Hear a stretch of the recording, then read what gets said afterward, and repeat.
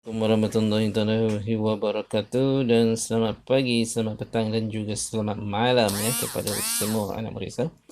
Okey, kita masih lagi membincangkan di bawah tajuk JCS Jom Cerita Sains So pada kali ini kita akan sambung berkenaan dengan keradioaktifan iaitu mengenai kegunaan sinaran radioaktif. Okey, pada kali ini kita akan melihat di bawah tajuk 8.4 kegunaan sinaran radioaktif. Satu ialah berkomunikasi tentang kegunaan sinaran radioaktif untuk kesejahteraan hidup manusia. So bermaksud sinaran radioaktif ini ada kegunaannya. Kemudian yang kedua, mewajarkan kepentingan mengendalikan bahan radioaktif dan sisa bahan radioaktif.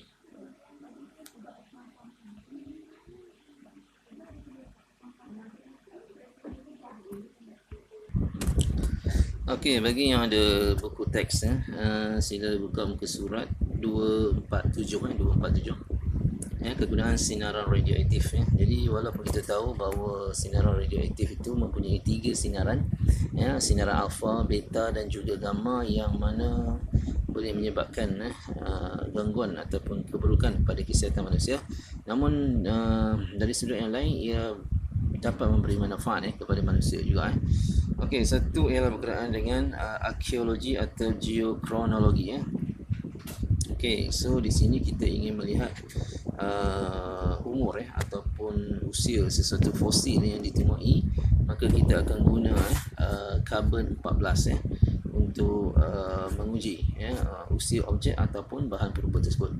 Kemudian yang kedua ialah kawalan ketebalan kepingan logam contohnya kepingan aluminium, kepingan kertas, kemudian jumlah air di dalam air tin ataupun jumlah cecair di dalam botol kicap, di dalam sos contohnya.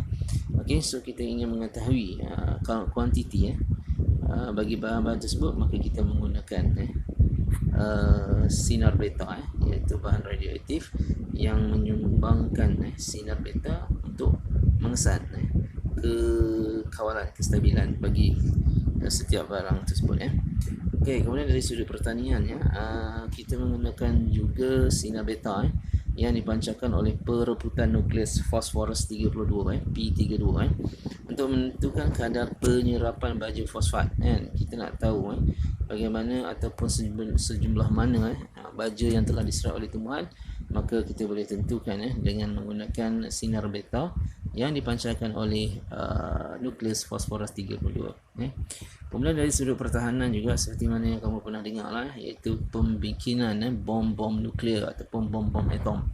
Okey, jadi bahan radioaktif ini boleh digunakan dalam bidang pertanian seperti bom nuklear Okey, so selain haba sinar radioaktif yang dibebaskan dalam letupan bom nuklear memusnahkan hampir semua hidupan termasuklah manusia dan kesannya wujud untuk beberapa generasi Okey, so itu di antara Kemudian apa lagi? Pengawitan makanan Okey, logo Radura, okey, yang ini yang warna hijau ni.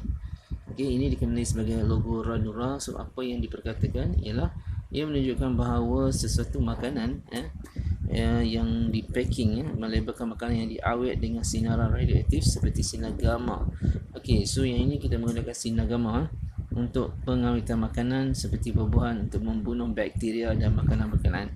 Jadi kalau kita beli makanan ada simbol hijau ni, bermaksud makanan tersebut telah disinarkan oleh sinar gamma dengan tujuan untuk membunuh bakteria. Okey, dari sudut perubatan pula yang digunakan dalam merawat kanser so di mana bahan sinar gamma digunakan itu yang dikeluarkan oleh cesium 137 ataupun cobalt 60 untuk membunuh sel kanser. Jadi sinaran radioaktif juga digunakan untuk menentukan tempat bekuan darah dengan natrium 24 yang merawat tumor di dalam otak dengan technetium 99, membasmi kuman dengan cobalt 60 dan merawat kelenjar tiroid dengan iodine 131. So kalau kita lihat sini banyak bahan-bahan radioaktif yang digunakan dalam perubatan Okey, kemudian pengendalian bahan radioaktif dan sisa bahan radioaktif dengan selamat dan sempurna. Okey. Oleh kerana bahan radioaktif ini mengeluarkan 3 sinaran yang kalau tidak dikawal ia memberi kesan negatif kepada manusia, maka pengendalian bahan ini perlu dilakukan dengan tertib dan baik ya. Okey, satu daripadanya ialah bagaimana ia disimpan ya. So ia menyimpan sumber radioaktif atau sisa radioaktif di dalam kotak berdinding plumbum yang tebal. Okey. Ini langkah keselamatan dalam pengenalan sumber radioaktif. Okey, bahan radioaktif diadang dengan kepingan plumbum yang tebal. Tangan robotik digunakan untuk mengendalikan bahan radioaktif dengan selamat. Kita menggunakan tangan robot lah. Kontrol daripada luar. Kemudian bagi pekerja yang terlibat secara terus dengan penggunaan bahan radioaktif digalakkan ataupun diwajibkan menggunakan badge lencana sinaran yang perlu digantung di badan setiap kali mengendalikan bahan radioaktif. Kemudian pembangunan sisa radioaktif dilakukan dengan selamat dan sempurna. Memakai pakaian perlindungan yang sesuai untuk mengendalikan bahan radioaktif. Okey, itu langkah-langkah keselamatan. Okey, so untuk itu apakah yang kita perlu syukuri kepentingan kegunaan radioaktif ini? Jadi kepentingan kegunaan radioaktif untuk kesejahteraan hidup manusia telah menyedarkan kita tentang keagungan Tuhan yang telah mencipta zarah unsur radioaktif yang boleh digunakan untuk kelestarian hidup. Jadi maksudnya segala bahan radioaktif ni yang dijumpai di secara semula jadi di dalam perut bumi sebenarnya memang ada kelebihan dan kebaikan pada manusia. Tinggal lagi kita mengetahui atau tidak sahaja. Okey, jadi untuk itu dengan adanya bahan-bahan ini sebenarnya dapat membantu banyak kemudahan kehidupan manusia seperti yang telah diterangkan tadi lah. Dari sudut pertaniannya, dari sudut perubatannya, dari sudut pertahanannya, dari sudut untuk mengkaji itu dan ini. Okey, so itu daripada buku teks habis dah. Jadi selanjutnya sila buka buku amali Okey. Okey, dalam buku amali muka surat 163 kegunaan sinaran radioaktif Okey, cadangan jawapan ada di atas. Okey, so yang pertama dari sudut pertanian, ulang baliklah sinar gamma digunakan untuk merangsang mutasi pada tumbuhan atau haiwan supaya cepat matang dan mengeluarkan hasil yang banyak Kemudian dari sudut perindustrian, sinar beta boleh digunakan untuk mengawal ketebalan bahan, contohnya kertas, aluminium dan plastik. Atau satu lagi tisu. Kamu tahu bahawa tisu tu sangat nipis kan? Okey, so macam mana nak kawal kualiti maksudnya mempunyai nipis yang hampir sama tidak lain tidak bukan kita menggunakan bahan radioaktif iaitu menggunakan sinar beta. Dari sudut pengawatan makanan bagaimana pula? Sinar gamma digunakan untuk membunuh fungi dan bakteria walaupun makanan telah dibungkus. Jadi ini diguna pakai lah.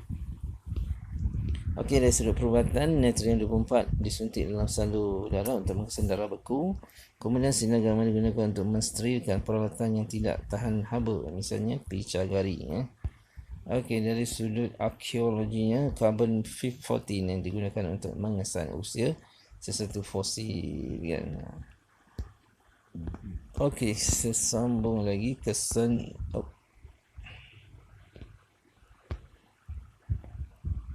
sumber sinaran.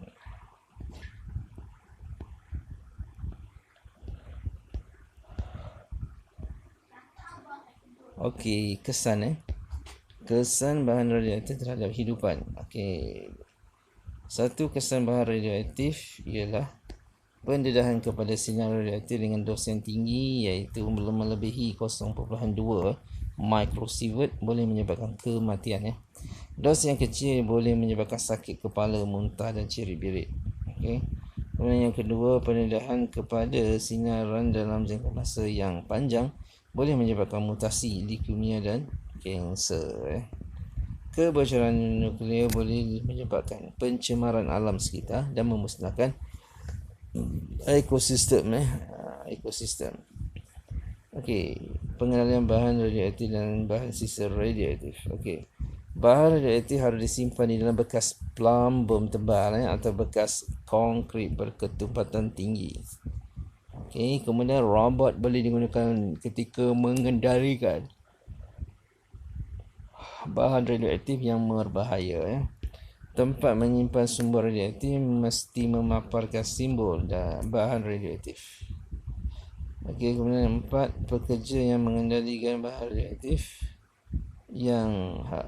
radioaktif harus memakai dosimeter untuk mengesan dos radiasi. Kemudian yang keempat, pekerja yang mengendalikan bahan radioaktif harus memakai yang tadi. Nombor 5, pekerja yang terdedah kepada radiasi harus memakai pakaian pelindung. Okey. Pekerja yang mengendalikan bahan radioaktif hanya harus memakai dosimeter untuk mengesan dos. Dia bukan sebagai pengawal tapi untuk mengesan dos radiasi terhadap ahli keluarga kita lah. Okey guys. Kemudian apa lagi? Habis Okey, itu saja. Jadi cikgu sudah ini wabillahi taufiq wa hidayah. Assalamualaikum warahmatullahi taala wabarakatuh. Dan sila rujuk seperti biasalah buku dan juga Okey. Sudah ini wabillahi taufiq wa hidayah. Assalamualaikum warahmatullahi taala wabarakatuh.